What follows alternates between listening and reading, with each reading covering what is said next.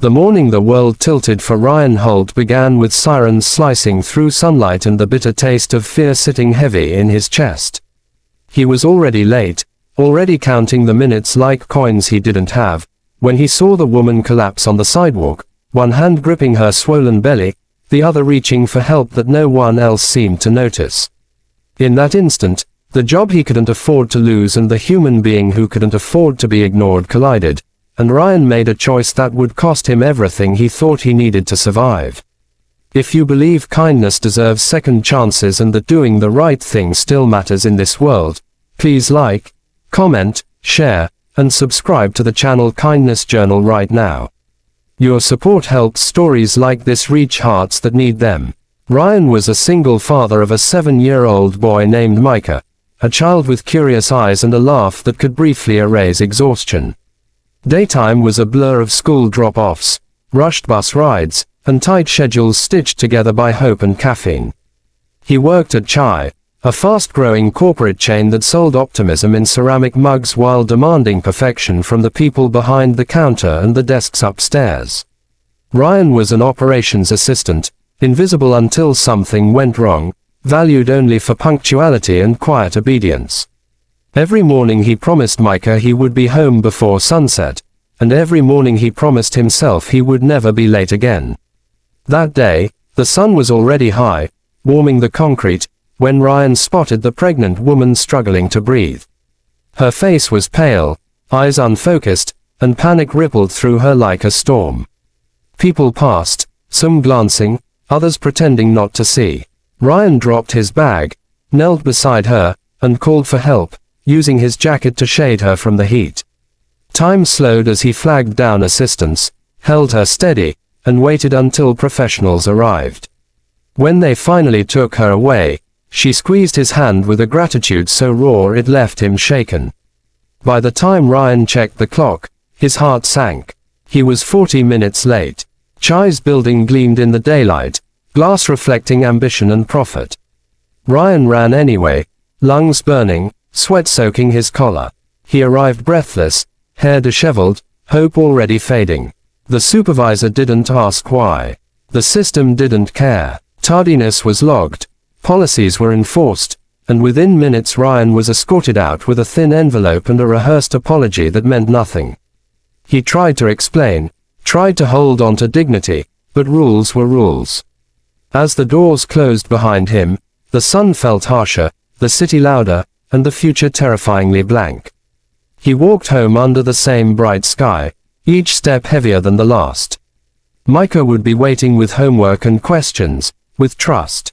Ryan rehearsed the words he would use, the courage he would need. He thought of bills stacked like accusations on the kitchen table, of groceries rationed carefully, of the promise he made to never let his son feel unsafe. Losing the job wasn't just unemployment. It was the unraveling of a fragile life built on careful balance. Days passed in a haze of applications and rejection emails that arrived faster than hope could regenerate. Ryan woke each morning at dawn, packing Micah's lunch with the same care, walking him to school in the sunshine, smiling so his son wouldn't see the cracks. Daytime stretched endlessly, filled with job boards and interviews that went nowhere. Chai's name followed him like a shadow, the termination marking him as unreliable in a world that worshipped punctuality over compassion. Micah noticed anyway. Children always do. He noticed the silence at dinner, the way Ryan stared out the window when the afternoon light slanted gold across the living room. He noticed the tension in his father's shoulders and responded with quiet bravery, doing chores without being asked, hugging longer. Those hugs kept Ryan standing when the fear threatened to pull him under. One afternoon, nearly 3 weeks later, the phone rang as sunlight poured through the curtains. Ryan almost didn't answer, expecting another polite rejection. The voice on the other end was calm, measured, requesting a meeting at Chai headquarters. No explanation, just an invitation. His stomach twisted with confusion and dread. He wore his only suit, slightly worn but clean, and kissed Micah's forehead before stepping back into the world that had rejected him. The building looked different in daylight now, less imposing, more human. Ryan was led through corridors he had never been allowed to enter, into a conference room flooded with sun. At the far end sat a woman with familiar eyes, fuller now, healthier, glowing with a quiet strength.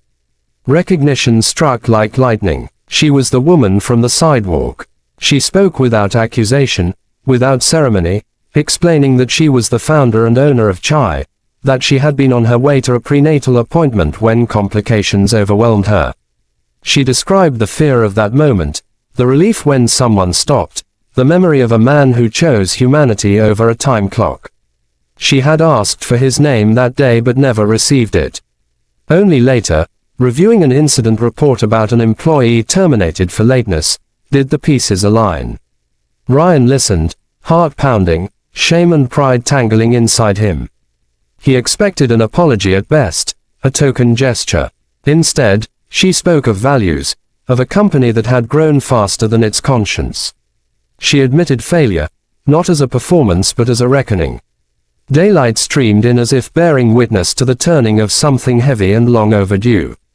The offer she extended wasn't just reinstatement. It was transformation, a new role focused on community outreach and employee well-being, a position shaped by the very act that had cost him his job. She wanted Chai to become a place where kindness wasn't punished, where policies bent to protect what mattered. The salary was more than he had ever earned. The hours were humane. The benefits included childcare support. Ryan felt tears burn as he realized his choice hadn't destroyed his future, it had quietly rewritten it. When he stepped outside, the city felt different.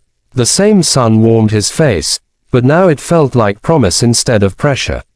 He walked home with lighter steps, each block carrying him closer to Micah and the words he couldn't wait to say. That evening, as daylight softened into amber, father and son sat together on the floor, laughter filling the small apartment. Security returned not as excess, but as relief. Chai changed too. Policies were rewritten, supervisors trained, stories shared. Ryan's experience became a quiet legend inside the company, a reminder that the brand's true strength wasn't in its growth charts but in the moments no one was supposed to notice. Customers felt it in the warmth of service, employees in the trust extended to them. The pregnant woman, now nearing motherhood, visited offices with a calm joy, her presence a living testament to compassion repaid. Ryan never forgot the fear of that first morning, the sirens, the choice. He taught Micah that being on time mattered, but being human mattered more. Daytime continued to rush by, full of responsibilities and sunlight and challenges, but now it carried meaning. Every time Ryan passed that sidewalk, he slowed, remembering how one moment of courage could ripple outward, changing lives unseen. If this story has touched your heart, please take a moment to like, share, and engage with this video. Your interaction helps spread messages of hope and reminds the world that kindness still counts. Before the ending, a special request, please comment below with one act of kindness you believe can change a life. The world often tells us that rules are everything, that survival depends on obedience and speed. But sometimes, in the brightest hours of the day, a single pause, a single decision to help, can outshine every policy ever written. Ryan Holt didn't know he was helping the woman who owned his company. He only knew she needed him. And in choosing her, he found a future where kindness wasn't a liability, but the very thing that held everything together.